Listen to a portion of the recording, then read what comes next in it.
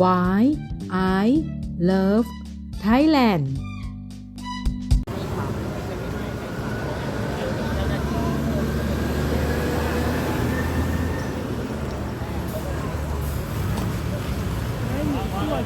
ร้านไหนแม่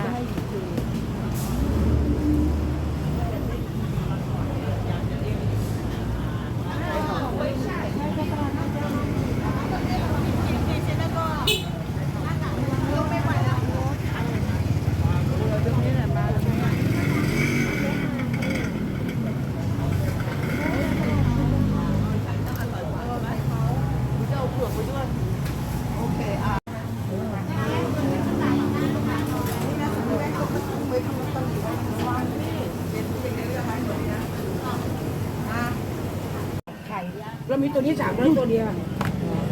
หมดเนี่ย3,500ไป3,000เอาไปเลยเอาไปเลยอร่อยมากเนี่ยอันนี้ตัวละ500ตรงตัวละ500พอเนี่ยแน่นวิธี2 อาทิตย์เอาไปหมดอีกเหรอ นี่ก็จะปูล่ะ ปูทะเลดิ มันจะรู้เนี่ยหมดเนี่ย3,500เนาะ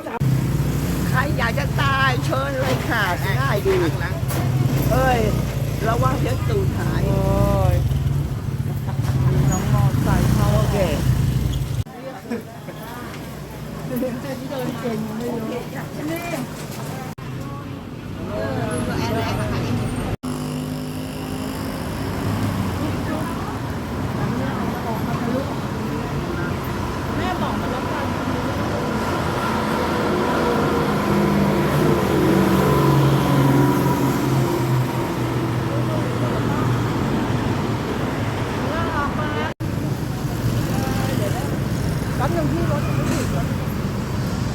ใจเย็นๆ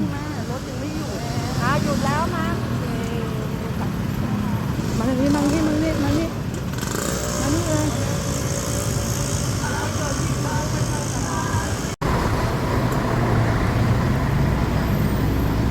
ก็ทำอะไร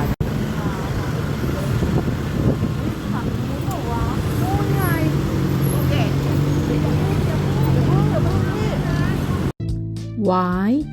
I love Thailand